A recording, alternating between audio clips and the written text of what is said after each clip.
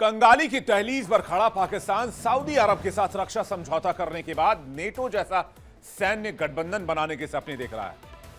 यह ठीक वैसे ही जैसे मुंगेरी लाल के हसीन सपने वाली कहावत हम अपने देश में कहते हैं। पहलगाम आतंकी हमले के बाद ऑपरेशन सिंदूर में पिटने के बाद पाकिस्तान अब भी हरकतों से बाज नहीं आ रहा है और भारत के खिलाफ साजिश करने की कोशिश कर रहा है।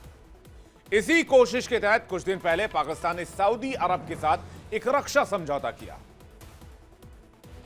जिसमें पाकिस्तान ने कहा कि अगर किसी भी मुल्क पर हमला होगा तो पाकिस्तान परमाणु हथियार से भी जवाब दे सकता है।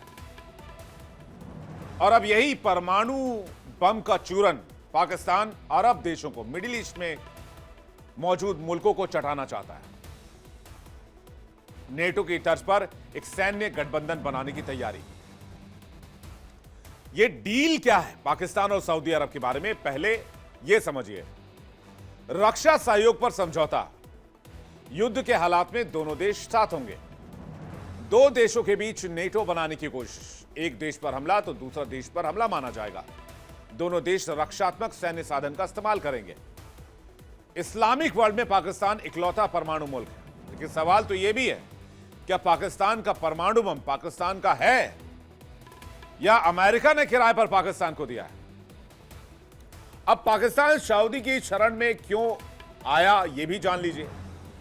आतंकिस्तान का कोई रखवाला बचा नहीं था। युद्ध जैसे हालात में कोई पाकिस्तान को देखने तक नहीं आता था। सहयोग तो दूर की बात। ऐसे में अब पाकिस्तान को एक ऐसा साथी चाहिए जो युद्ध के दौरान उसकी मदद कर सके। सैनिकों से नहीं, आर्म से भी नहीं, पैसों से मदद कर सके, क्योंकि पाकिस्तान में पैसों की कमी है, हथियारों और सैनिकों की कमी नहीं है।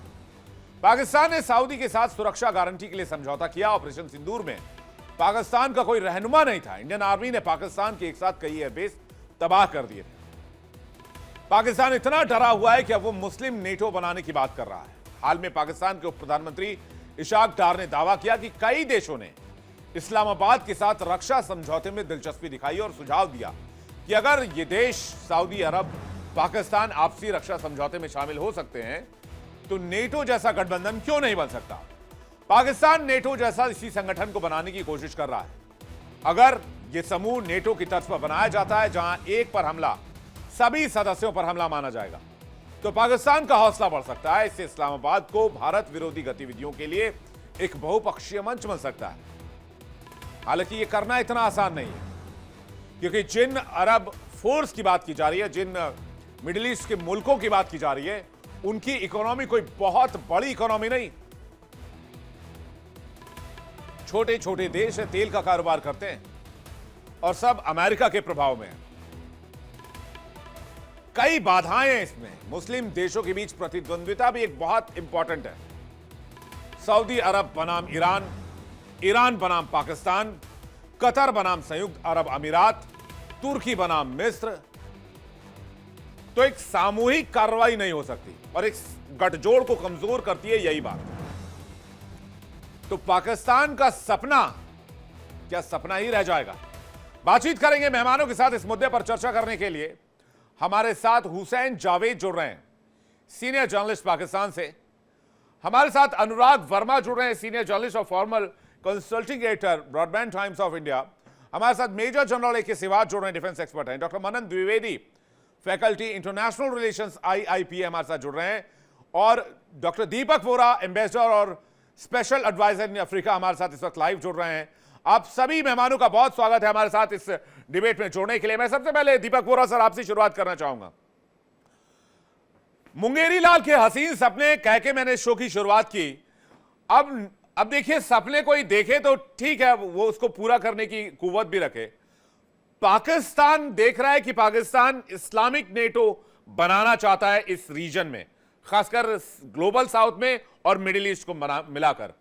कितना मुमकिन लगता है आपको कि ये पॉसिबल हो सकता है? बहुत बहुत धन्यवाद sir, thank you very much. आपने मुझे मौका दिया, आपके शानदार कार्यक्रम में शरीक होने का इस काबिल समझा है। शिकायत यह है कि इतने सारे विशेषज्ञ बैठे, मैं फंस जाता हूं बीच में। और एक चीज और आपको बताना चाहता हूं sir, I am old enough to be your father. जो आपने ड्रेस पहन रखी है विद पिंक पॉकेट स्क्वायर, बहुत आपको सजता है सर, कीप इट अप। आपने सवाल थैंक मुझसे यू ये सो मच पूछा सर, है थैंक यू बेटा सो कि मच। आपने मुझसे ये पूछा है कि ये जो नेटो शेटो की बात कर रहे हैं ये लोग, all right, now let me answer this. पहले 25 साल अपनी जिंदगी में पाकिस्तान बोलता रहा कि मैं तो नया मदीना हूँ, सारी दुनिया के जो इस्लामिक देश है मेरे पास आएंगे, कोई नहीं गया। उसके बाद बोला मैं एटम बॉम्ब बना रहा हूँ, तुम मेरे पास आ जाओ, कोई नहीं गया।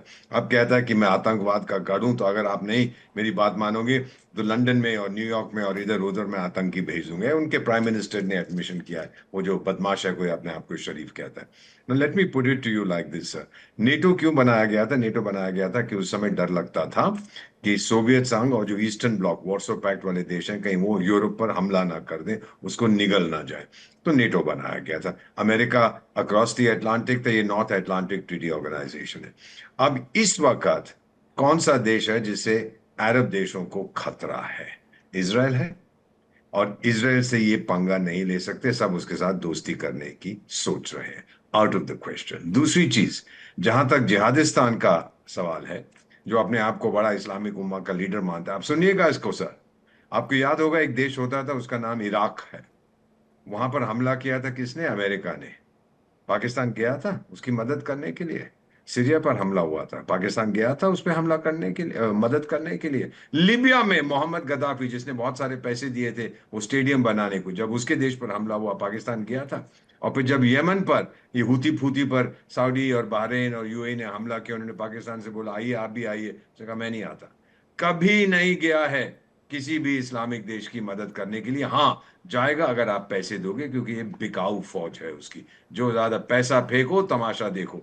आपको बता देता हूं कि मोहम्मद बिन सलमान, जिनकी तस्वीर आप दिखा रहे हैं इस समय, कुछ साल हो गए हैं, 10-12 साल पहले एक इंटरव्यू में, मैं उस समय यूएस में था, टीवी इंटरव्यू में उनसे पूछा गया क्या सऊदी अरेबिया भी, क्योंकि ईरान और एटम बॉम्ब बना रहा है, आप भी बनाएंगे? कहता है मुझे बनाने की क्या जरूरत है, मैं 2 रुपए दूंगा पाकिस्तान को, अपने आप आके अपना एटम बॉम्ब मुझे दे देगा।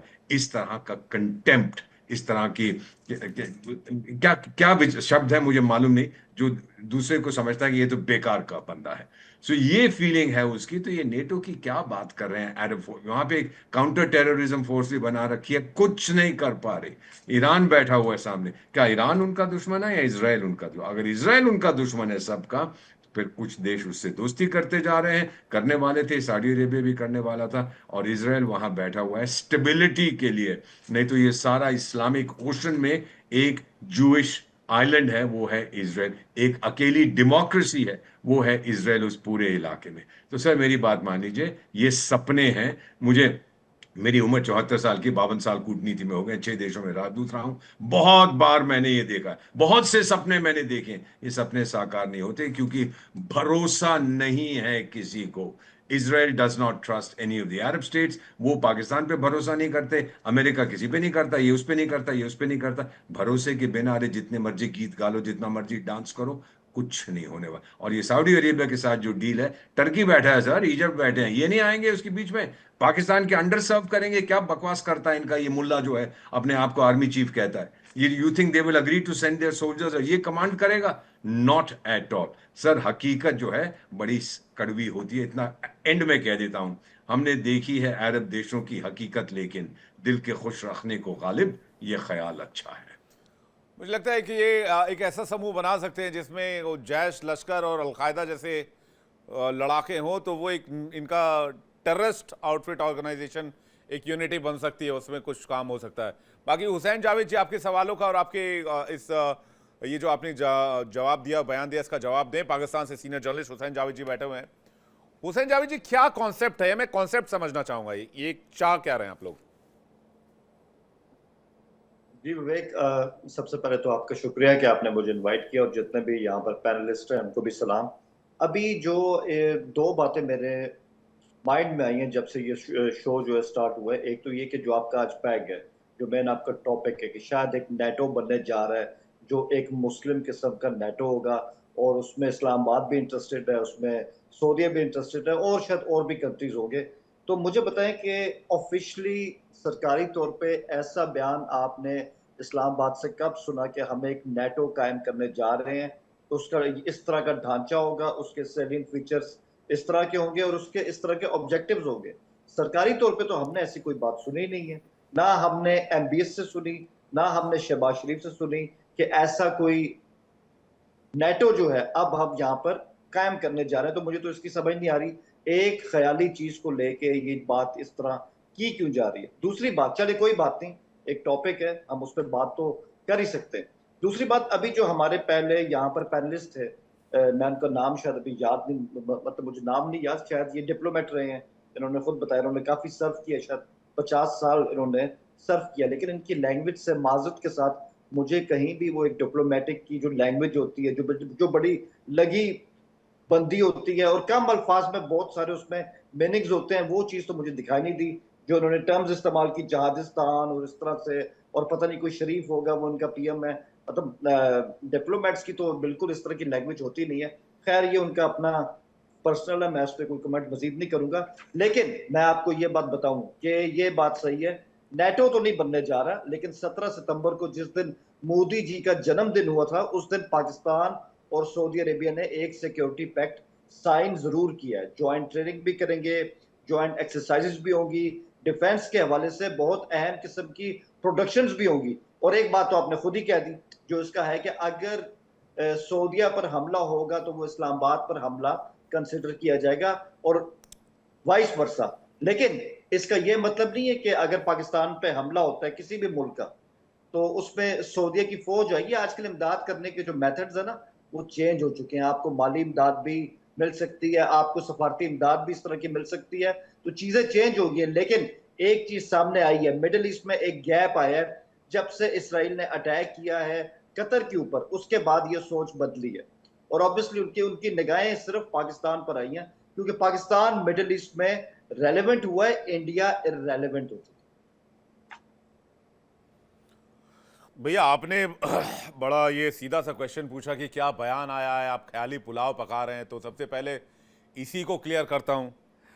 पाकिस्तान के उप प्रधानमंत्री इशाक डार ने दावा किया कि कई देशों ने इस्लामाबाद के साथ रक्षा समझौते में रुचि दिखाई है और सुझाव दिया कि अगर और देश सऊदी पाकिस्तान आपसी रक्षा समझौते में शामिल होते हैं तो ये नेटो जैसा गठबंधन बन जाएगा। बायो डेप्यूटी प्राइम मिनिस्टर आगे वो कहते हैं, अरब और गैर अरब इस्लामी देशों ने पाकिस्तान और सऊदी अरब के बीच हुए रक्षा समझौते में शामिल होने में रुचि दिखाई है।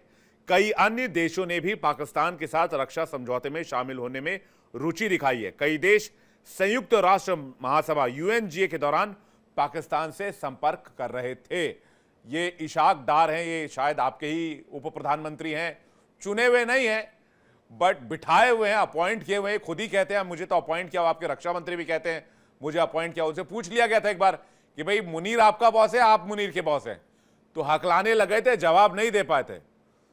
तो इस बात को समझने की कोशिश कीजिए कि आपके यहां इलेक्टेड कोई नहीं है, अपॉइंटेड हर आदमी है। तो ये आपके डेप्यूटी प्राइम मिनिस्टर ने कहा कि उनको कुछ नेटो जैसा फ्यूचर दिख रहा है। मैं सिवाज सर का, अब ठीक है आप बोल लीजिए आपका जवाब, फिर मैं सिवाज सर के पास जा रहा हूं और मनन द्विवेदी जी के पास जा रहा हूं। हुसैन जावेद जी, एक जी जी सिर्फ एक लाइन, इस बात से मैं इनकार नहीं करता, ये बात आपकी बिल्कुल सही है कि सऊदी अरब के अलावा कई और जो गल्फ के कंट्रीज हैं वो भी इंटरेस्टेड हैं कि हमारे साथ भी अगर इस्लामाबाद का कोई सिक्योरिटी पैक्ट हो जाए। लेकिन वही बात है ना, अभी तक ना तो किसी ने नेटो का लफ्ज इस्तेमाल किया, ना ये इन नियर फ्यूचर बनने जा रहा है। तो जब बन जाएगा, कोई बात होगी, तो फिर हम भी इस पर चर्चा कर लें। एक सिवाज सर कह रहे हैं नियर फ्यूचर कुछ नहीं दिख रहा, लेकिन ये बड़ी बात, इनको फ्यूचर तो दिख रहा है, मुझे तो वो फ्यूचर भी नहीं दिख रहा, चाहे वो नियर हो चाहे वो फार हो। और मेरी बात पर जावेद जी हंस भी रहे और वोरा सर भी हंस रहे हैं। सिवाज सर। हाँ विवेक, हाँ देखो विवेक, सच्चाई ये है कि वाकई ये सऊदी अरेबिया और पाकिस्तान ने जो पैक्ट साइन किया है उसके पीछे क्या कारण है। ये सच्चाई है कि नेटो, बार बार हम क्या क्यों कहते हैं, वाकई कहीं ना कहीं किसी जमाने में दो ब्लॉक थे, एक सोवियत यूनियन ब्लॉक था और एक यूरोपियन ब्लॉक था जो यूएस से लेड था।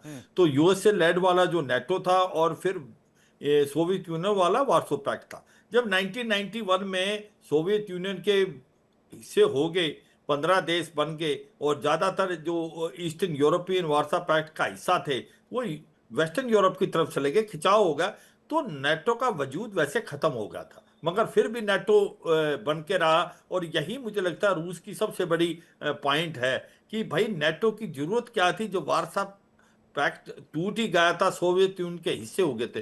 बट इसको मद्देनजर रखते हुए हम चलते हैं कि अब ये जो सऊदी अरेबिया और पाकिस्तान का एक प्रकार डिफेंस पैक्ट हुआ है, हम इसको क्यों बोलते हैं नेटो जैसा? क्योंकि सच्चाई है कि उस नेटो का जो आर्टिकल 5 है, वो कहता है कि अगर एक देश पे हमला तो पूरे नेटो कंट्रीज पे हमला माना जाएगा। मगर ये अब इन्होंने जो साइन किया सऊदी और पाकिस्तान, उन्होंने भी ये टर्म रखी है कि अगर एक पे हमला होगा तो ये दोनों देशों पे हमला माना जाएगा। अब बात आती है कि भाई क्या ये और देश भी इसके साथ आ सकते हैं? क्या कोई न्यूक्लियर अम्ब्रेला भी दे सकता है पाकिस्तान को? वो कहता है मेरे पास इस्लामिक बॉम्ब है, मैं आपका थानेदार या ठेकेदार बन सकता हूं।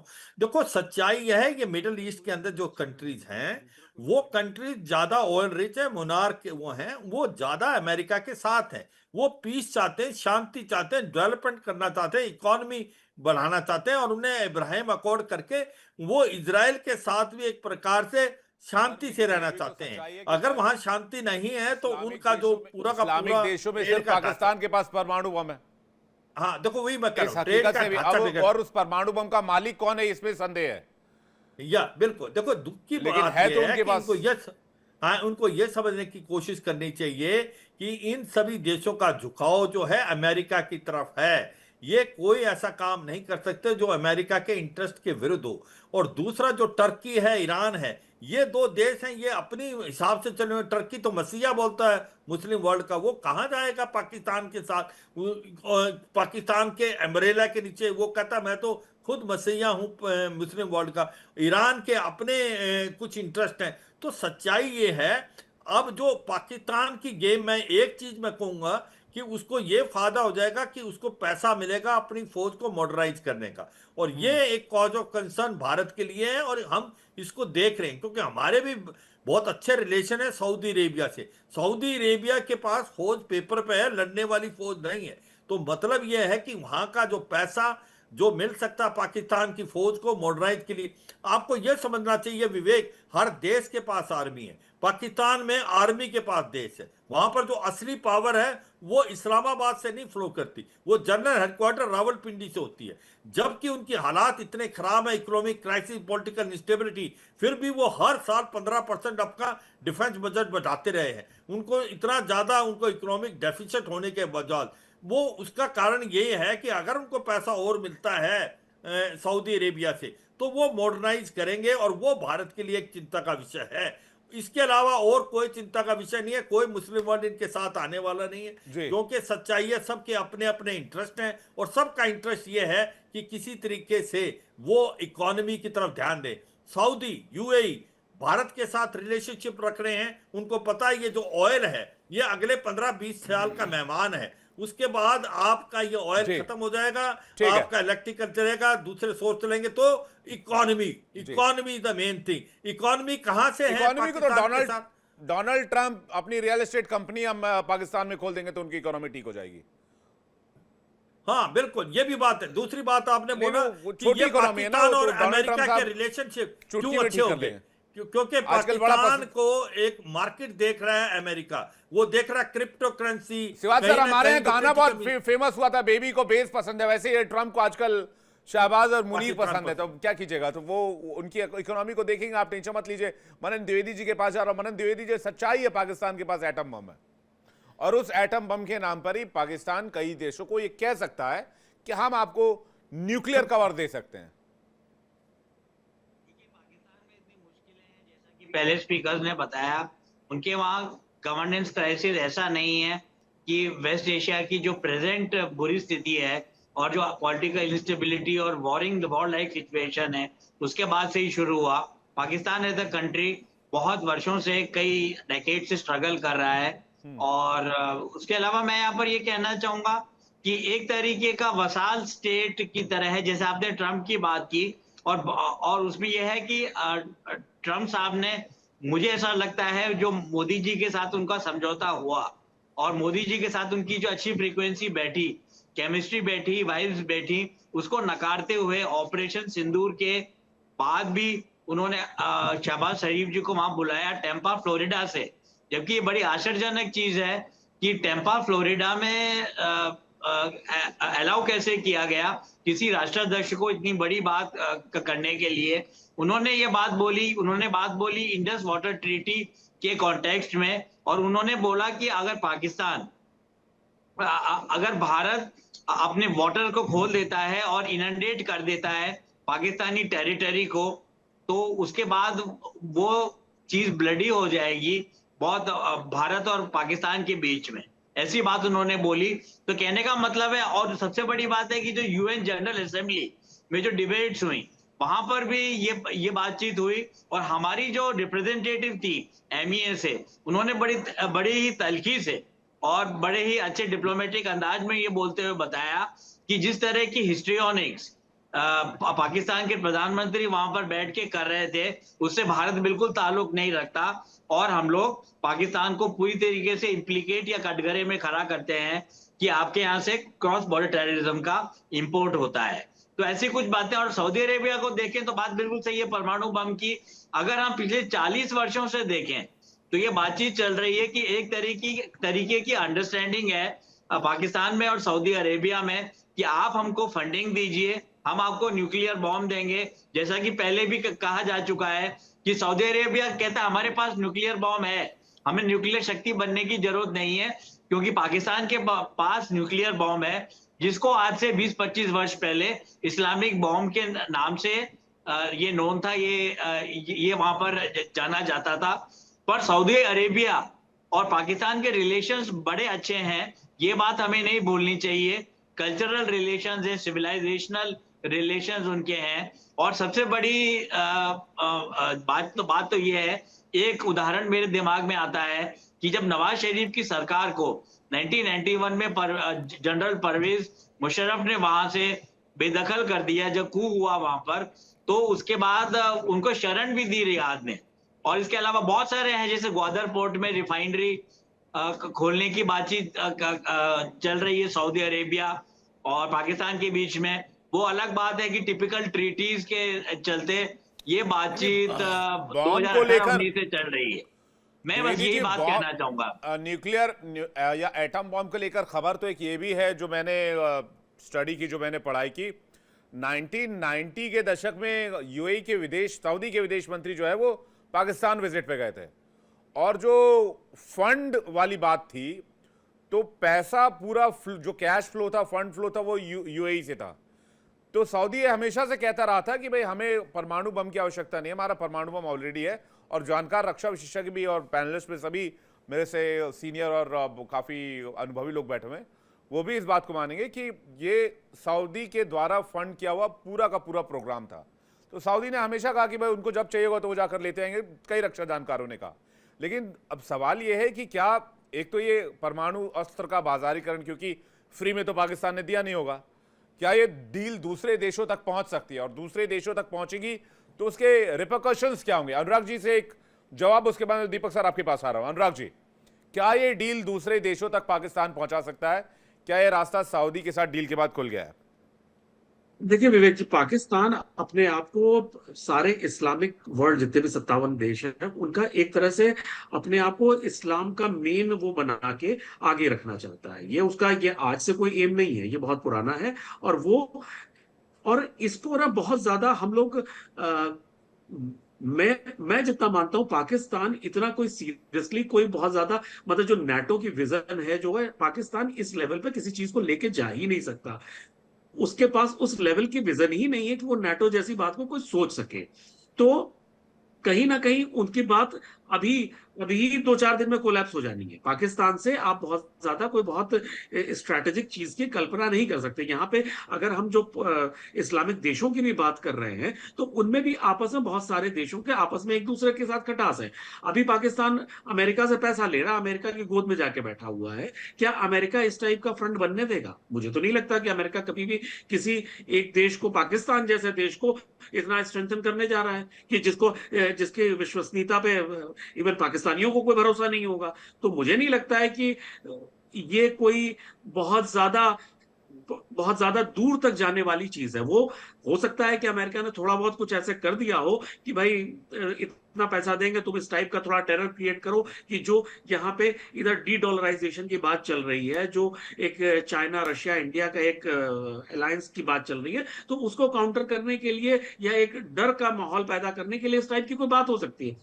मुझे नहीं लगता कि इसमें कोई बहुत ज्यादा सीरियस चीज पाकिस्तान अपना रिकॉर्ड देखते हुए कोई बहुत दूर तक जा सकता है।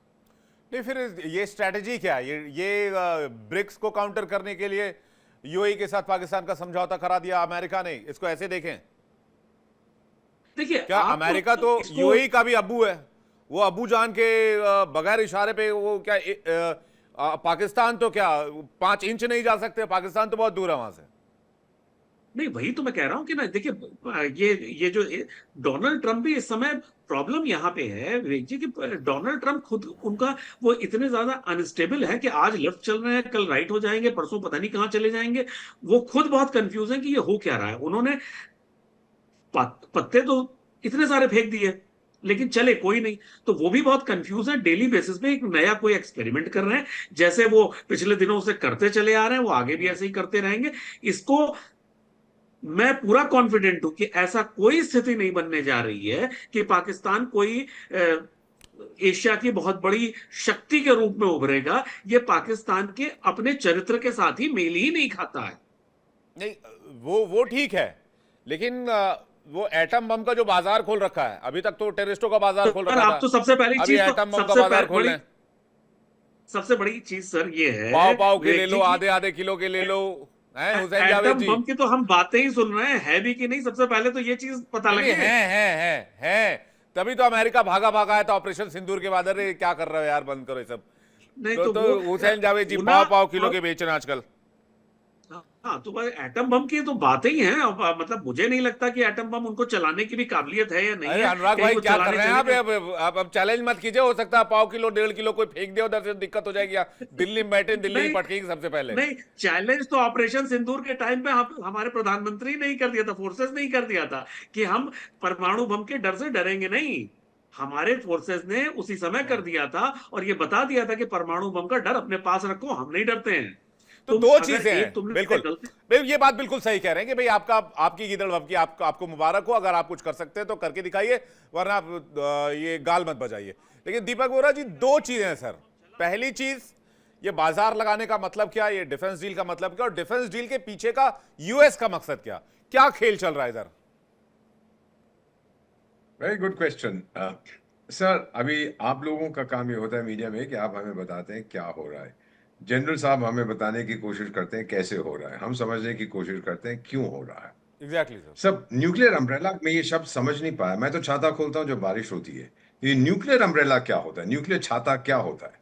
यानी अगर इजराइल भिड़ जाता है लेबनान के साथ, तो पाकिस्तान उसके ऊपर न्यूक्लियर बॉम्ब फेंकेगा इजराइल पे? एग्जैक्टली, यही क्या कोशिश अगर यही है। अगर अगर इसराइल भिड़ जाता है यूएई के साथ, तो पाकिस्तान न्यूक्लियर बॉम्ब फेंकेगा? इसराइल तो बहुत दूर है पाकिस्तान से। ये बेवकूफी है। इन लोगों का भेजा फ्राई हो चुका है सर, भेजा है ही नहीं। क्या मतलब है कि मैं न्यूक्लियर अम्ब्रेला दूंगा? हमने एक बार न्यूक्लियर अम्ब्रेला मांगा था, मुझे अभी तक याद है 1964 में, जब चाइना से 62 में जंग हुआ था। 64 में उन्होंने अपना पहला टेस्ट किया था, तो उस समय लाल बहादुर शास्त्री हमारे प्रधानमंत्री कई देशों में गए थे और बातचीत हुई थी कि भाई हमें न्यूक्लियर अम्ब्रेला चाहिए, कि हमारे पास परमाणु हथियार नहीं है। फिर हमने अपना प्रोग्राम शुरू किया। हमने शुरू किया तो फिर जिहादिस्तान ने भी कर दिया, हम भी बनाएंगे एटसेट्रा एटसेट्रा। मेरा आपसे एक प्रश्न यह है जो मैं समझ नहीं पा रहा, जनरल साहब शायद मुझे समझाएंगे, is one of India's outstanding soldiers. Sir, किसके अगेंस्ट यूज करेंगे? क्या थ्रेट है? कौन से देश से थ्रेट है? मोरक्को को क्यों उसको चाहिए ये न्यूक्लियर अम्ब्रेला? पाकिस्तान किससे लड़ेगा? अमेरिका से लड़ेगा, कनाडा से लड़ेगा, चाइना से लड़ेगा? किससे भिड़ेगा वो? आपको चाहिए जब आपका कोई दुश्मन होता है। पाकिस्तान ने तो डिक्लेयर कर दिया है कि मेरा एक ही दुश्मन है और मेरी जिंदगी का मकसद वही है कि उसे मैं लड़ता हूं। इटर्नल एनिमी कहते हैं, हम वो नहीं कहते हैं। सो सर, जो आपने प्रश्न पूछा ये बताऊंगा, this is a non starter. जो आपने शुरू में कहा था मुंगेरी लाल के सपने हैं, पाकिस्तान के पास ना पैसे हैं, ना उसके पास टेक्नोलॉजी है जो होनी, सब अमेरिका के मांगी हुई चीजें हैं। और इस समय सर आप देखेंगे गाजा पे, you might include that, Gaza पट्टी पे जो बात हुई थी, जब डोनाल्ड ट्रंप ने अपने 20 पॉइंट का प्लान बनाया, तो जो बदमाश शरीफ साहब ने हो देखो ये तो खुदा का बंदा आ गया डोनाल्ड ट्रंप, और हम बिल्कुल समर्थन करते हैं। और फिर उनके जो क्या नाम है उसका आपने बताया, धर साहब जो है, जाके पार्लियामेंट में बोला ये बिल्कुल बकवास है, ये डोनाल्ड ट्रंप का प्लान, हम इसका विश्वास नहीं करते हैं। What is going on sir? आपके प्राइम मिनिस्टर कहते हैं बल्ले बल्ले डोनाल्ड ट्रंप को एक नहीं 5 न्यूक्लियर क्या नोबेल प्राइज दीजिए, और फिर वो जाके अपने पार्लियामेंट में कहते हैं ये सब बकवास है गाजा का plan. So where is the cohesion, what do they want, इनको खुद नहीं मालूम है। और फाइनली सर, आज 6 तारीख है अक्टूबर की, 4 दिन में नोबेल कमेटी अपने डिसीजन अनाउंस करेगी। मेरा मानना है हो सकता है मुल्ला मुनीर को कोई नोबेल पुरस्कार भी मिल जाएगा सर। वो बहुत बड़ा पीस मेकर है जो जाके अमेरिका में कहता है अगर पाकिस्तान को तकलीफ होगी तो आधी दुनिया को हम ले डूबेंगे, पश्चिमी दुनिया को या पूर्वी दुनिया को, चीन को या अमेरिका को। The man has no brain. अगर होता तो शायद दुनिया अलग होती। Sir that's all that I want to say. इस टाइप की चीज जाके अमेरिका में कहना, फॉर गॉड सेक कुछ सीखो। This is not done to, मैं तो आधी दुनिया को नीचे ले जाऊंगा, क्या बेवकूफ आदमी है। Anyway, I don't want to say anything else. हमारे पाकिस्तानी मित्र जो हैं वो बहुत नाराज हो जाते हैं, मुझे डिप्लोमेसी सिखाने की कोशिश कर रहे हैं और diplomatic. Thank you very much. Hussain Javed ji इस मामले में काफी शालीन है, उनका एक्चुअली डीएनए हिंदुस्तान का है ना, तो वो मुझे लगता है उस हिसाब से चीजों को पॉजिटिवली लेते हैं, तो वो बहुत पॉजिटिवली आंसर भी करते हैं। हुसैन जावेद जी भी अभी बताएंगे वो पाव किलो के और 1.5 किलो का रेट क्या है। फिर हमारे भी दिवाली आ रहा, हम भी कुछ अगर वहां से मंगा सकें, छोटे छोटे वाले जो आप लोग बनाते हैं। खैर अब इसको रहने देते हैं, लेकिन बड़ी बात यह है कि कैसे न्यूक्लियर अम्ब्रेला तैयार करने की बात। हालांकि आप तो शुरू से कह रहे हैं कि भाई नियर फ्यूचर ऐसा कुछ नहीं है, तो फार फ्यूचर अगर देखें तो ऐसा कोई प्लान हो आपका? विवेक, मैं तो यही कहूंगा, जब से आपका शो शुरू हुआ है, इसका कंटेंट जिसने भी बनाया ना, उसने अपनी ख्वाहिशात को सामने रखा है। आप अपने उप प्रधानमंत्री को पहली लाइन से टारगेट कर रहे हैं। आपके ही उप प्रधानमंत्री का दिया हुआ कॉन्सेप्ट है भाई साहब, हमने तो कुछ करा ही नहीं है। इटर्नल दुश्मन आप बताते हैं हमें। अरे भाई, आपकी बात का ही जवाब दे रहा हूं। मैंने सबको सुना है और आपको भी सुना है और आपको हमेशा सुनते भी हैं। Thank you. मैं सिर्फ जवाब दूंगा। देखिए, बात ये है कि ये ख्वाहिशात है। नेटो बन रहा है, पाकिस्तान बना रहा है, और अब चाहे एमी में कहीं भी हमला होगा तो जो हमारा बॉम्ब है वो वहां पे जाएगा, चाहे वो इसराइल है या कोई और मुल्क है। फिर एक और बात के अब हमने उसके बाद अपनी बॉम्ब फैक्ट्री खोल दी है, उसका जुम्मा फिर अच्छा नहीं लगेगा, बाजार लगा लिया। जिसको बॉम्ब चाहिए, जो आपने कहा है कि जी किसको 1 किलो का चाहिए, किसी को आधे किलो का चाहिए, ऐसा कुछ नहीं है भाई। ना कोई ऐसी बात की कि हमारे जो न्यूक हैं वो फॉर सेल हैं या हम किसी को ट्रांसफर कर रहे हैं, ऐसी कोई चीज सामने नहीं है। हमें डॉक्यूमेंट्स पे चलना चाहिए, फैक्ट्स के ऊपर बात करनी चाहिए। ऐसी कोई चीज मेरे माइंड में नहीं है। और आप इंडिया का प्रेस देखिए, ईरान को भी शायद आपने दे दिया, बताते नहीं है। दुनिया भर में आपने सप्लाई किया। AQ खान साहब इसी वजह से बदनाम हुए, आपके मुल्क के परमाणु वैज्ञानिक। अगर ईरान की हाल ही में हमने कोई ऐसी इतनी बड़ी हेल्प की होती तो आपके ख्याल में ट्रंप साहब क्या उस पर खामोश बैठते? आप अच्छी तरह जानते हैं कि उनका ईरान के हवाले से कितना सख्त किस्म का मौकिफ है। तो ये ना बनी बनाई बातें हैं, अब इसको जितना मर्जी लपेट लें, इसमें से कुछ निकलेगा नहीं। आपने कहा ख्वाहिश है, आपने कहा ख्वाहिश जी, ख्वाहिश है। पाकिस्तान क्या? पाकिस्तान भी तो एक ख्वाहिश ही थी। पाकिस्तान किसी जगह का नाम कैसे हो सकता है? अफगानियों का अफगानिस्तान हो सकता है, ईरानियों का ईरान हो सकता है, कजाकियों का कजाकिस्तान हो सकता है, सिंधियों का सिंधिस्तान हो सकता है, बलूचियों का बलूचिस्तान हो सकता है, सराइकियों का सराइकिस्तान हो सकता है। पाकिस्तान ख्वाब नहीं था तो क्या था? एक ऐसा ख्वाब जिसको आप लोगों ने करप्ट कर दिया। आज विवेक, आप अपनी ख्वाहिशात ही बता रहे हैं। अगर इस तरह बात करें तो मैं भी कहूँ, इंडिया के अंदर जो मराठे हैं उनका अपना लैंड होता है, बंगालियों का अपना कल्चर है, ठीक है। आपके जो जाट हैं वो अलग हैं, लेकिन सबको मिला के एक इंडिया ही बनता है ना। बात तो यही है। आप यही कहते हैं कि सबसे पहले हम हिंदुस्तानी है, उसके बाद कुछ और है। तो हमारे यहाँ भी जितनी कौमें हैं वो सब उनकी अपनी हैसियत है सर, लेकिन है असल में पाकिस्तानी, इसमें कोई शक नहीं है। एक और बात अभी सर ने की, अभी हमारे सर हैं तो उन्होंने अभी एक और बात की कि इसाक डार साहब ने हमारे पार्लियामेंट के अंदर का ट्रंप का जो था प्लान की, ये तो बकवास है। अब मुझे बता दें कि डिप्लोमेसी में बड़ी अहमियत होती है एक एक लफ्ज की। वो जो हमारे वाइस PM है वो हमारे फॉरेन मिनिस्टर भी, ठीक है, और उन्होंने कोई बकवास का शब्द इस्तेमाल ही नहीं किया। उन्होंने जो बात एग्जैक्ट की थी, मैं जरा यहाँ पे आपके सामने पेश कर दूं। उन्होंने कहा कि ट्रंप साहब का जो प्लान था और जो उन्होंने मुस्लिम कंट्री से रिकमेंडेशन मांगी थी, वो जब ये प्लान सामने आया ना, जब से वो नेतन्याहू से मिले, वो चीज हमें इसमें दिखाई नहीं दे रही, तो वो चीज अमेंडमेंट होनी चाहिए। ये बात की थी। बकवास या एब्सर्ड तो कहा ही नहीं था। मैंने खुद उनकी स्पीच सुनी है, सबने सुनी है।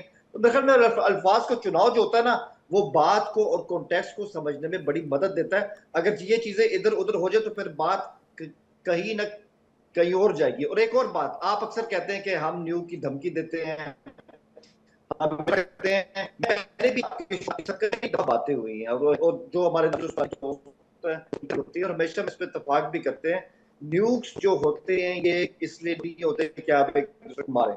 वो दुनिया ने देख लिया, हिरोशिमा में क्या हुआ, नागासाकी में क्या हुआ। अभी किसी पैनलिस्ट ने कहा था ना कि कोल्ड वॉर हुई थी, मेरे ख्याल में जनरल साहब ने कहा था, एक तरफ यूएसएसआर था, एक तरफ अमेरिका था, दोनों के पास न्यूक्लियर हम भी जानते हैं, हजारों हैं। हाँ, और आप तो किसी गिनती नहीं आते उसमें, लेकिन 1961 में सिर्फ हल्का सा खतरा हुआ था जब एक मिसाइल क्राइसिस हुआ था कि शायद न्यूक वॉर हो सकती है, लेकिन नहीं हुई है क्योंकि डेटरेंस कायम करना था।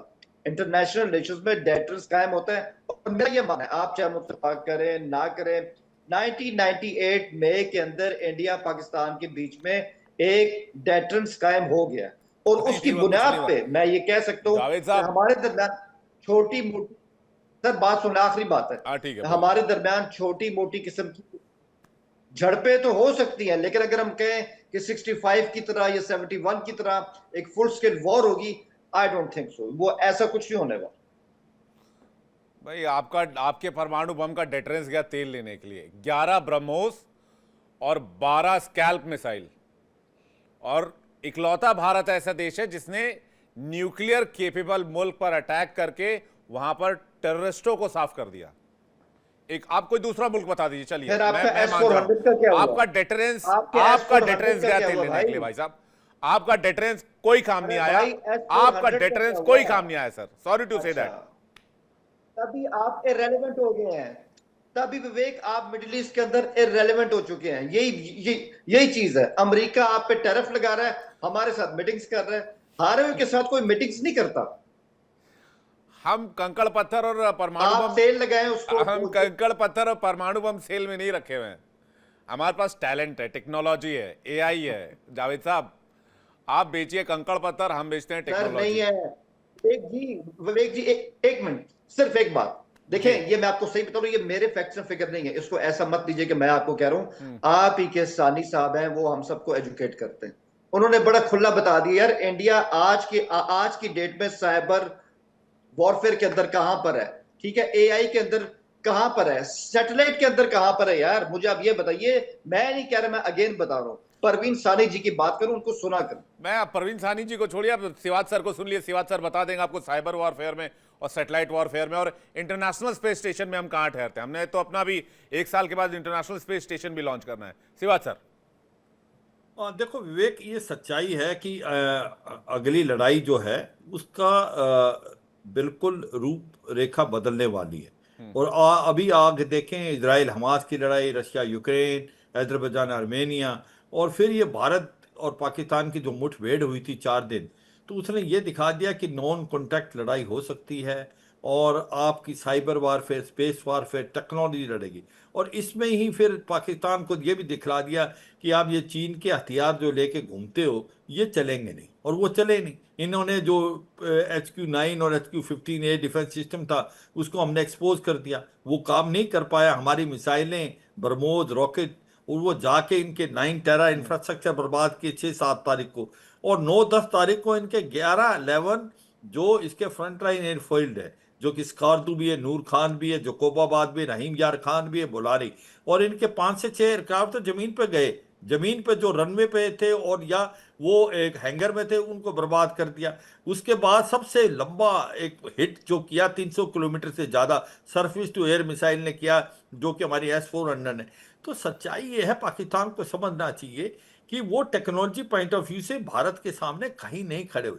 आज उनको ये देखना चाहिए कि अगर वो आतंकवाद का साथ नहीं छोड़ेंगे, हमने ये बहुत क्लियर कर दिया, क्रॉस बॉर्डर टेररिज्म जब तक पाकिस्तान नहीं छोड़ेगा तो भारत जो है वो अगली बार कुछ बड़ा करने वाला है। अब रुकेंगे नहीं हम 4 दिन के बाद। ये मुझे लगता है कि भारत के डिफेंस मिनिस्टर ने भी ये बात बताई, ये हमारे एयर चीफ ने भी इसकी तरफ इशारा किया, और हमारे आर्मी चीफ ने भी किया। अब बात आती है कि बार बार ये कहते हैं कि भाई हमारे पास पाओ पाओ के न्यूक्लियर हथियार है। देखो, ये टैक्टिकल न्यूक्लियर वेपन की बात कर रहे हैं।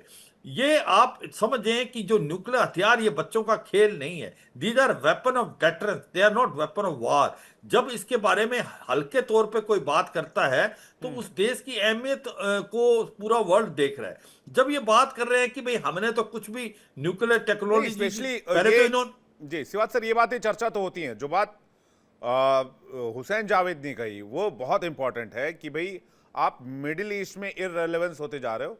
आपकी अमेरिका के साथ रिलेशन जो है वो बहुत खटाई में पड़ चुकी है। मैं उस पे एक फोकस बताऊं करो, आप उसको, पाकिस्तान एक को छोड़ मिनट। दो। पाकिस्तान पे जो बार बार बात करते हो, आपका जो है फॉरेन अफेयर इस वक्त गड़बड़ाया हुआ है। देखो मैं ये कहूंगा विवेक शायद नहीं, ये इनको ये सोचना चाहिए कि आज जो ये सोच रहे हैं कि सऊदी इनके साथ खड़ा है, यूएई खड़ा है, ओमान खड़ा है, जॉर्डन खड़ा है, या आपका ईरान भी खड़ा है। कोई देश पाकिस्तान के साथ नहीं खड़ा है और भारत के साथ बहुत ही अच्छे इकोनॉमिक रिलेशन है। ये जितने भी मुस्लिम वर्ल्ड हैं, मैं ये कहूँगा ईरान के अलावा, इनको सब आगे दिख रहा है कि इकोनॉमी बहुत बड़ा इंपॉर्टेंट फैक्टर है। इनका ऑयल 15 साल के बाद जो गोल्डन करेंसी आज लेके इस्तेमाल करा वो नहीं चलेगा, और इसीलिए उनके रिलेशनशिप भारत से बहुत अच्छे हैं। पाकिस्तान को तो वो एक प्रकार से पैसा देके कभी भी बुला सकते हैं। और आप ईरान से देखें विवेक, जिस प्रकार से हमारे अच्छे रिलेशनशिप लास्ट 15-20 साल में हुए। चाबार पोर्ट हमने बनाया और वहां से हमने बाईपास करके पाकिस्तान को हम अफगानिस्तान, सेंट्रल एशियन स्टेट और नॉर्थ साउथ ट्रांसपोर्ट कॉरिडोर चले गए। मतलब ये है हम इररिलेवेंट ईरान नहीं के हैं। साथ, आज हमारे रूस के साथ, रिलेशनशिप अमेरिका के साथ एक थोड़ा सा डिसबैलेंस तो बना है, आपको नहीं लगता? मैं ये कहूंगा ये विवेक ऐसा है और कि इसमें अमेरिका के पाकिस्तान साथ, अपने लिए चांस ढूंढ रहा है, हाँ, चांस में डांस अमेरिका करने के की साथ, कोशिश कर रहा है। अमेरिका के साथ जिस प्रकार से डोनाल्ड ट्रंप हैं, उसके साथ कोई भी भरोसा, आज की ट्रंप 2.0 की जो नीति है उनकी एक ही प्रिडिक्टेबिलिटी है कि वो नॉन प्रिडिक्टेबल है। मगर भारत ही एक ऐसा देश है जिन्होंने उसकी आंखों में आंखें डाल के दिया है। हमने कहा हम ऑयल लेना बंद नहीं करेंगे रूस से, और आप अगर ताकत है तो चीन के ऊपर भी लगा के देखें। आप क्यों नहीं लगाते टैरिफ यूरोप के ऊपर, क्यों नहीं लगाते आप टर्की के ऊपर, जापान के ऊपर, वो भी ले। मेरा मतलब ये है, अगर भारत डर जाता तो भारत कहता कि हम रूस से ऑयल नहीं खरीदेंगे, मगर भारत नहीं डरा। यही काबिलियत तो क्षमता है। आज नहीं, लेकिन पूरा रूस वर्ल्ड भी तो भारत की तरफ पाकिस्तान देख रहा है। रूस भी तो पाकिस्तान के साथ बातचीत कर रहा है, वो डील्स नहीं में लगा बातचीत कर हुआ रहा है। है। उसने रूस ने क्लेरिफाई कर दिया कि कोई हम इंजन नहीं दे रहे। ये कहीं ना कहीं मीडिया में आया था कि जो इनके पास एक प्रकार ठीक JF-17 है। था वो फेल हो गया, उसके लिए उसको रूस का इंजन चाहिए। अगर रूस ने क्या ये भारत के clarify फॉरेन किया है, अफेयर में कोई हमारा गैप बना है? पैकेज नहीं। ठीक है सिवा सर, वापस लौट रहा हूं। मनन द्विवेदी जी और अनुराग जी। मनन द्विवेदी जी, पहले आपसे, क्या भारत के फॉरेन अफेयर्स में कोई गैप बना है जिसमें पाकिस्तान चांस लेने की कोशिश कर रहा है? क्या आप अपना प्रश्न रिपीट करेंगे सर? मैं द्विवेदी सर ये पूछ रहा हूं, भारत के फॉरेन अफेयर के मामलों में मिडिल ईस्ट में रशिया के साथ, चाइना के साथ, अमेरिका के साथ कोई गैप बना है जिसमें पाकिस्तान चांस देख रहा है? देखिए, ये जो इक्वेशंस हैं, पॉलिटिकल इक्वेशंस और जो कवायदे हैं, इनमें कुछ भी नयापन नहीं है। और जहां तक पाकिस्तान की विदेश नीति की कुछ लोग बात कर रहे हैं कि एक नेटो टाइप का ऑर्गेनाइजेशन, सिक्योरिटी ऑर्गेनाइजेशन खड़ा किया जाएगा, पर मुझे लगता है ऐसा कुछ होने वाला नहीं है। नेटो एक बहुत बड़ी ग्रांड ऑर्गेनाइजेशन है, और जो कंट्रीज खुद को सपोर्ट नहीं कर पाते हैं, कुछ कंट्रीज अपने पैसों के लिए, फंडिंग के लिए कभी तो सऊदी अरेबिया के पास जाते हैं, कभी IMF और वर्ल्ड बैंक के पास जाते हैं। और सऊदी अरेबिया जैसे कंट्रीज जो मतलब यमन में खुद फंसे हुए हैं, और उसके अलावा तेल के ऊपर ही बेस्ड इनकी पूरी इकोनॉमी है और पूरा इनका एग्जिस्टेंस है। तो इस प्रकार के देश मिलके कोई नेटो जैसा 30-35 राष्ट्रों का संगठन नहीं बना सकते। और यहाँ पर मैं ये भी बात कहना चाहूंगा कि ये एक तरीके का फ्लैश इन द पैन ही है। और इसके अलावा टर्की से देखिए तो कभी तो एर्दोगान क्या कहते हैं, कभी क्या कहते हैं, पर न्यू दिल्ली के लिए ये थोड़ा चिंताजनक टर्की के कॉन्टेक्स्ट में हो जाता है कि कश्मीर और ऑपरेशन सिंदूर के कॉन्टेक्स्ट में वो लोग वो पाकिस्तान को सपोर्ट करते हैं। पहली बात तो ये, और ईरान के साथ भी पाकिस्तान के संबंध सही नहीं है, बलूची प्रॉब्लम है, और TTP और तालिबान जो अफगानिस्तान में काबिज है, वो लोग मिलके ईरान के साथ भी कई बार ऐसी ऐसी घटनाएं हुई हैं बॉर्डर पे, ईरान और पाकिस्तान के बॉर्डर पे। तो इन इन सारे डेवलपमेंट्स के चलते ये एक फ्लैश इन द पैन है, और मुझे लगता है कलेक्टिव सिक्योरिटी भी वेस्ट एशिया में डेवलप नहीं हो सकती, क्योंकि वहां पे अमेरिका, रशिया और जो ग्रेट पावर्स हैं इस हद तक अपने आप को वहां के आर्थिक और राजनीतिक सिस्टम में काबिज कर चुके हैं, और ऑटोमन टर्क्स के स्पॉइल्स पे ही तो सब कुछ ग्रेट पावर्स ने खड़ा किया है वहां पर। तो मुझे नहीं लेकिन लगता हुसैन कि जावेद जी कोई को लग रहा है कि NATO पाकिस्तान से का फॉरेन अफेयर इन दिनों ऑर्गेनाइजेशन शानदार प्रदर्शन कर रहा है, है, खड़ा हो रहा है।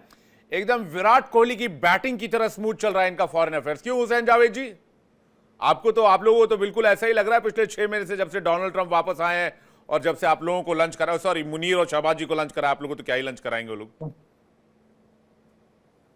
देखिए विवेक, बात आपने काफी सही की है। मैं सब ये कहता हूँ कि आपके पांव जमीन पे होने चाहिए, और इंटरनेशनल रिलेशंस में सबसे अहम चीज ये होती है पेंडुलम कहाँ पे जा रहा है। तो जितने भी इंटरनेशनल एक्सपर्ट्स हैं वो यही कहते हैं ये जो साल है 2025 ये एक गेम चेंजर साल है।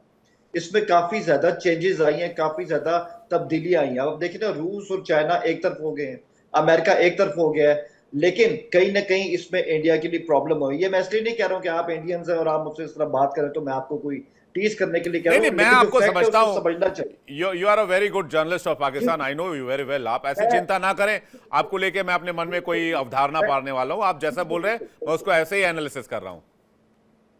आपकी राय, बिल्कुल आपकी राय चाहे मेरे खिलाफ है, लेकिन मैं आपकी राय सुनने को तैयार हूं। मैं इस पे सिर्फ यही बात करूंगा, इंडिया को समझना जो ये चाहिए कि अभी हमारे दोस्त उन्होंने बात की कि हमारे ईरान के साथ ताल्लुकात सही नहीं है। तो अभी इसराइल और ईरान की जंग के बाद आप खुद देखें कि ईरानियन पार्लियामेंट के अंदर उन्होंने इस्लामाबाद का स्पेशली। जावेद जी आपकी आवाज चली गई। नहीं आवाज नहीं आ रही है हुसैन जावेद जी, आवाज नहीं आ रही है। आई थिंक उनका फोन डिस्कनेक्ट हुआ है, शायद वो बोले जा रहे लगातार, उनको ऑडियो नहीं मिल पा रहा है। हुसैन जावेद जी का ऑडियो चेक कीजिएगा। अच्छा, वो कह रहे थे भाई पैर जमीन पर रहने चाहिए। अनुराग जी, हमारे पैर तो जमीन पर है। अब दिक्कत यह है कि शहबाज और मुनीर के हाथ जमीन पर हैं, क्योंकि पैर तो हवा में है और हाथ नीचे है। हाँ, बस वही आप समझिए, वो ट्रम्प की गोद में बैठे हैं तो पैर कहाँ से जमीन पे होंगे भाई? पैर भी उनकी गोद में ही हैं। ये जो चरण चुंबकी में उल्टा हो चुके हैं, देखिए सिर के बल खड़े हो गए। हाँ, सिर के बल खड़ा है, और उसमें अब उनकी भी गलती नहीं है। सिचुएशन ये है कि उनके पास आटा खरीदने का तो पैसा नहीं बचा है, तो अब वो करे भी क्या? उनको तो पैसा चाहिए ना। हम 15 दिन 20 दिन एक हुसैन महीने जावेद जी आपकी आवाज नहीं आ रही है, एक बार ऑडियो चेक कीजिए हुसैन जावेद जी का। अनुराग जी आप पूरा कर लीजिए please, thank you. Anurag ji पूरा कर लीजिए, फिर मैं आ हालत रहा ये हूं। होती है कि अब आज की सिचुएशन ये है विवेक जी कि उनके पास पैसा एकदम खत्म हो चुका है, पैसा नहीं है। वो फॉरेन उनको अफेयर तो में एक- चैलेंज कर रहे हैं। दिक्कत मुझे यहां आ रही है, उनका इकोनॉमी मुझे पता है। वो 25-26 बार IMF से लोन ले चुके हैं, विवेक जी, 27वीं बार भी चले वो- गए हैं, 28वीं बार भी जाएंगे, देखिए- 29वीं बार भी जाएंगे, हाफ सेंचुरी भी लगाएंगे। लेकिन वो कह रहे हैं फॉरेन अफेयर में वो चैलेंज दे रहे हैं हिंदुस्तान को आज की तारीख में। मेरा कंसर्न यहां पर है कि देखिए, फॉरेन अफेयर्स में जैसे अभी एक बात हो रही थी कि इंडिया ने कुछ लूज किया है। अभी देखिए, एक चीज बहुत फर्क आई है पिछले कुछ दिनों में इंडिया के साथ। एक बड़ी परिवर्तन हुआ है कि पहले इंडिया को दूसरी तरह से देखा जाता था। आज इंडिया एक अपने नया भारत जो है उसको दूसरी नजर से देखने की जरूरत है। नया भारत वो नहीं है जो पहले, आज से 5 साल पहले जिस तरह से भारत को देखा जाता था। अब इंडिया जैसे ये टैरिफ वॉर हुई, टैरिफ वॉर में जिस तरह से तन के इंडिया खड़ा हुआ, मुझे नहीं उम्मीद है कि पहले कभी इंडिया इस तरह से खड़ा हो सकता था यूएस के सामने या विश्व के सामने। आज जिस तरह से, अब देखिए ये ट्रांजिशन फेज है, इसको एक्सेप्ट करने को विश्व को थोड़ा सा टाइम लगेगा। 1-2 साल दीजिए, वो इंडिया को एक नए सिरे से विश्व देखना शुरू करेगा, कर रहा है, और जो नहीं कर पा रहे हैं वो देखेंगे। और जहां तक पाकिस्तान की बात है, जो पाकिस्तान बोल रहा है वो शब्द अमेरिका के हैं, क्योंकि अमेरिका को सबसे ज्यादा प्रॉब्लम है नए भारत से। सबसे ज्यादा समस्या ही अमेरिका को है, चाइना को है, और उसको लेके वो, उनको कोई एक पपेट चाहिए जो उनकी भाषा को वो बोल सके। आपको क्या लगता है कि मतलब पाकिस्तान के पास इतनी हिम्मत है, इतनी बात? हालांकि मैं जावेद साहब को बहुत ही रीजनेबल आदमी मान रहा हूं, मेरे साथ पहली बार डिबेट में है, जिस तरह से इन्होंने बात करी न्यूक्लियर वेपन्स के बारे में, जिस तरह से समझदारी वाली बात करी, इतनी समझदारी की बात तो वहां के मंत्री और प्रधानमंत्री और आर्मी चीफ नहीं करते हैं। मैं तो चाहता हूं हुसैन ये जावेद जी तो को बहुत पाकिस्तान का समझदार, प्रधानमंत्री बना दिया जाए, मेरे तरफ से फुल सपोर्ट है। हाँ, तो इतनी समझदार तो मुझे नहीं लगता कि वहां पे गवर्नमेंट में कोई बैठे हैं। और जो अलग अलग साइज के जो परमाणु बम की बात हो रही है, तो मुझे एक मंत्री की उनकी बात याद है कि हमने हर तरह के हर साइज के परमाणु बम रखे हुए हैं और वो हम जिसे चाहेंगे वही मरेगा उससे, और जी। कोई दूसरा नहीं मरेगा। तो इन्होंने परमाणु बम का भी मजाक बना दिया है, और मुझे वाकई लगता है कि जी, इनके पास ठीक है है। भी कि नहीं है, हुसैन ये जावेद जी भी कुछ कहना तमाशा ही चाहते हो चल कि रहा है बात वहां। बीच में अधूरी रह गई थी। हुसैन जावेद जी। जी बिल्कुल, मैं सिर्फ उसमें सिर्फ एक लाइन उसमें ऐड करूंगा। देखिए, चीजें चेंज हो रही हैं, और जो कि हम इंटरनेशनल रिलेशंस के स्टूडेंट है तो हम उसको इस लिहाज से देखते हैं। इंडिया को थोड़ी सी जो हम समझते हैं, हम उसको एक और आय से देखते हैं, दुश्मन की आय से नहीं, एक स्टूडेंट की आय से, कि देखिए इंडिया ने कहीं ना कहीं कंफ्यूजन खुद अपना जनरेट किया। एक जानब चाइना अभी एससीओ में उनको चाह रहा था कि ये हमारे साथ बैठे, आरआईसी का हिस्सा बने, उसमें रूस भी था, मॉस्को की भी ख्वाहिश ये थी, लेकिन इंडिया वहां पे नहीं गया। ठीक है। एक और बात, ईरान इसराइल की अभी जंग हुई है, ईरान की एक्सपेक्टेशन थी आपके साथ, कम से कम इतनी तो थी कि उसको इंडिया की तरफ से मॉरल सपोर्ट मिले, लेकिन ठीक है आपकी पॉलिसी है, आपने कहा कि हम इसराइल के साथ खड़े होंगे। तो ईरान के अंदर तहफुजात जरूर है, मैं आज भी मानता हूँ ईरान आज भी इंडिया का दोस्त है और बड़े अच्छे आपके ताल्लुकात रहे हैं, लेकिन इस नहीं, जंग हमने के जंग को सपोर्ट बाद नहीं किया है, थोड़ी सी खटाई आई है। और हमने कतर पर भी हमले की निंदा की, और हमने ईरान पर भी हमले को वो किया, उसकी आलोचना की। हमने कभी जंग को सपोर्ट नहीं किया भाई साहब। हमारी देखिए, हमारी बुद्ध की धरती है, हमारी युद्ध की धरती नहीं है। देखिए विवेक, तो अगर एक आपको बात कुछ है, बुद्धि विवेक, चाहिए एक तो हम बात दे है, सकते एक हैं। बात। युद्ध जी, को जी। लेकर कुछ एक पूछिएगा तो बात उसमें है, हम कुछ नहीं बता पाएंगे। एक बात है विवेक कि कहीं ना कहीं अभी यहाँ पे ट्रम्प साहब की बात हो रही थी, हम सबको पता है ट्रम्प का जो पहला एरा रहा था वो इंडिया के बड़े क्लोज थे, और जब दोबारा आए हैं तो उस वक्त भी क्लोज थे। तो इंडिया को सोचना पड़ेगा कि ट्रम्प उनसे दूर क्यों हुए। ठीक है, उनका मिजाज ऐसा है, आज वो कुछ कहते हैं, कल वो कुछ कहेंगे, ये हम सब जानते हैं, आप भी जानते हैं, हम भी जानते हैं। लेकिन ट्रम्प को प्रॉब्लम ये भी है, एक तरफ हमारा क्वाड है जो कि चाइना के खिलाफ है, और एक तरफ इंडिया ब्रिक्स के अंदर भी है। अब इसको आप ना हमारे पॉइंट ऑफ व्यू से मत सोचें, अपने पॉइंट ऑफ व्यू से मत सोचें, ट्रम्प के पॉइंट ऑफ व्यू से सोचें। तो कहीं ना कहीं वो अनईजी फील करते हैं, यार एक तरफ आप ब्रिक्स पे जा रहे हो, एक तरफ हमारे साथ क्वाड में भी हो, तो आपकी पॉलिसी है क्या? यही वजह है कि ट्रम्प जो है वो आहिस्ता आहिस्ता आपसे दूर है। आप मतलब गांव में कहावत है, लग्घी से पानी पीना, इसको भी डिटेल में आराम से समझाऊंगा। लेकिन आप चाइना के गोद में बैठकर अमेरिका से हाथ मिला लो तो आपके बारे में ट्रम्प कंफ्यूज नहीं हो रहे हैं, ट्रम्प हमारे बारे में बड़े कंफ्यूज हो जा रहे हैं। अरे कमाल करते हैं जावेद साहब। जल्दी से एक छोटा सा रिमार्क मैं वोरा सर का लूं, क्लोजिंग रिमार्क क्या कहना चाहेंगे जल्दी से सर? वोरा सर, क्या मैं इतना ही बताना चाहता हूं, फॉरेन अफेयर्स में कोई चैलेंज देख रहे हैं सर अभी? Not at all. अभी ये साहब ने कहा है कि भारत कंफ्यूज हो गया, मिडिल ईस्ट में ये हुआ, इनको याद करा दीजिए sir, he can confirm this. 27 देशों ने अपने सबसे बड़े राष्ट्रीय सम्मान प्राइम मिनिस्टर नरेंद्र मोदी को दिए, 8 उनमें से मुस्लिम देश हैं। इनसे कहिए पानी पी के शांत हो जाए। नहीं, इन्होंने भी लंच किया है सर, लंच भी बड़ी बात होती है। पाकिस्तान में वैसे भी लंच मिलना थोड़ा मुश्किल है। सिवाज सर कुछ कहना चाह रहे? सिवाज सर जल्दी से 10 सेकंड सर प्लीज। मैं यही कहूंगा कि विवेक, भारत एक ऐसा देश है जो झुका नहीं डोनाल्ड ट्रंप के सामने। South Korea, Japan, Australia, Indonesia, European union, उनको दबा के उसने वो जो एक प्रकार से फ्री ट्रेड एग्रीमेंट साइन किया है अपने पक्ष में। भारत ने कहा हम कोई एग्रीमेंट नहीं करेंगे जब तक वो हमारे हित के विरुद्ध ना हो। हमने रेड लाइन ड्रॉ की कुछ सीखिए है। तो ये हिंदुस्तान एक से। चीज, और हमको देख के जापान कहता हम रीनेगोशिएट करेंगे जो हमने डील कर दी थी, हम 550। चलिए, बहुत एहतराम करते हैं हुसैन जावेद जी का, बहुत शुक्रिया हमारे साथ डिबेट में जुड़ने के लिए, बहुत बहुत धन्यवाद। और उम्मीद करते हैं कि आपका मुल्क तरक्की करे और आपका मुल्क जो है वो आतंक की राह छोड़कर, टेररिस्ट की राह छोड़कर सही रास्ते पर चले। बाकी मेहमानों का भी बहुत शुक्रिया हमारे साथ जुड़ने के लिए।